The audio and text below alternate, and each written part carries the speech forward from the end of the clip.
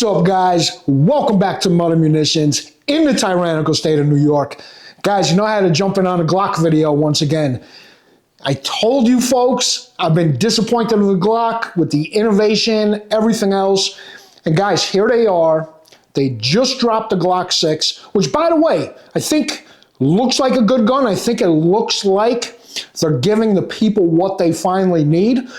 But way too late in my opinion. And then guys, what the fuck was the Glock V for, right? Number one, if it was for, once again, those switches, which I called out in my first video, I thought it had nothing to do with the switches, because as we all saw, the Generation V or whatever they want to call it, that thing was hacked into with another device or whatever, just like a switch. I think it only took like 14 days for someone once again to make that an automatic.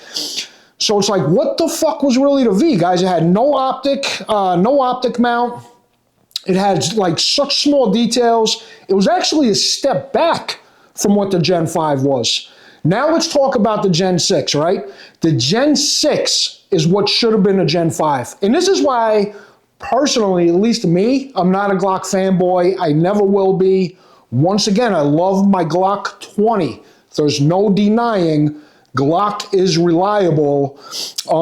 It's a reliable company. But guys, we're in the day and age where pretty much everyone's making reliable pistols, man. Even Taurus. I hate to say it, guys, but even Taurus, even High Point is making some reliable guns. I'm not comparing that to Glock, but you know, once again, I think when you're dealing with calibers like the 10mm, Glock stands out, right? That's a tricky caliber to get consistency, to get consistent reliability through. Glock did a great job with that with my Gen 5. Now, once again, the 6, guys, I think, and I haven't got my hands on one, but between the ergonomic, I think it's a little bit of an ergonomic difference with the grip, looks good. The texture looks good.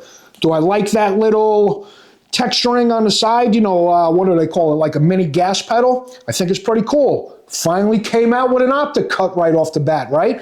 The Glock 6, guys, looks like what we should have had 5 years ago, right? Once again, looking at companies like Smith & Wesson, CZ, SIG, you name it, the list goes on and on, Springfield, every manufacturer basically, right? Optics ready. Most of these guys now are even coming out with comps. They're coming out with ports right out the box.